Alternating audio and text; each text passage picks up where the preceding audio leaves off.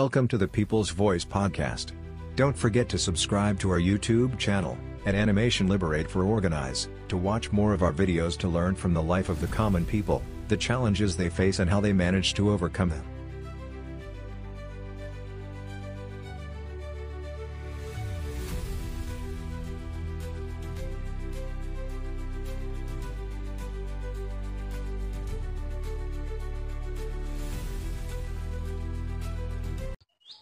আসসালামু আলাইকুম সুপ্রিয় দর্শক, আমি রাকিব হোসেন বরাবরের মতন আলোর ধারাবাহিক অনুষ্ঠান জনগণের কথায় আপনাদেরকে স্বাগত জানাচ্ছি। আজকে আমরা আছি লক্ষ্মীপুর জেলার কমলনগর উপজেলায় একটি প্রত্যন্ত গ্রামে। এই গ্রামে সকল লোক সরকারি খাস জায়গায় বসবাস করে, বিভিন্ন অভাব অনটনে থাকে।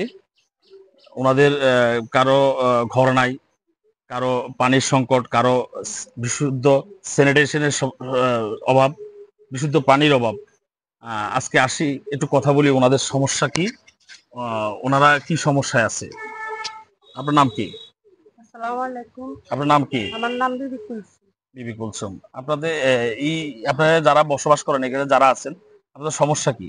আমাদের সমস্যা একটু নিরাপদ পানির সমস্যা। নিরাপদ পানির সমস্যা।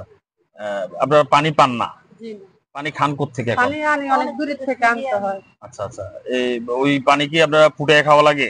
জি না, ফুটে খাই না, ডিপ কলের পানি অনেক দূর থেকে আনি। ডিপ কলের পানি। এখন আপনাদের মূলত সমস্যা হচ্ছে একটা যদি পানির কলের ব্যবস্থা হয়। হ্যাঁ, একটা যদি পানির কলের ব্যবস্থা হয় তাহলে আমাদের আপনাদের কত পরিবার আছেন এখানে? উপকার হয়। আমরা এখানে অনেক পরিবার আছি, ধরেন 10-15 পরিবার আছি। সবারই পানির সমস্যা? সবারই পানির সমস্যা। বিশুদ্ধ পানি পান না? জি না। এমনি এতে আপনার স্যানিটেশন মানে বাথরুমের সমস্যা তো নাই? বাথরুমের সমস্যা নাই, বাথরুমের সমস্যা ওরাই আমাদেরকে আরেকটা প্রতিষ্ঠান করে দিয়েছে।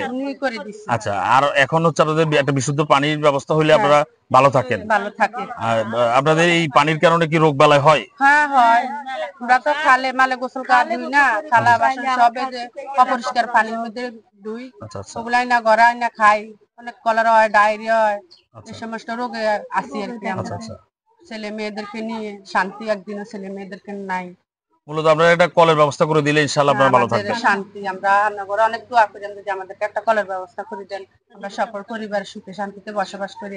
আপনাদেরকে নামাজ পড়ি, আল্লাহর কাছে দুয়া করি, আমরা দোয়া করি আপনারা আমাদেরকে একটা ডিপ কল দেন, দিলে আমরা নিরাপদ পানি পাই, নিরাপদ পানি খেতে পারি।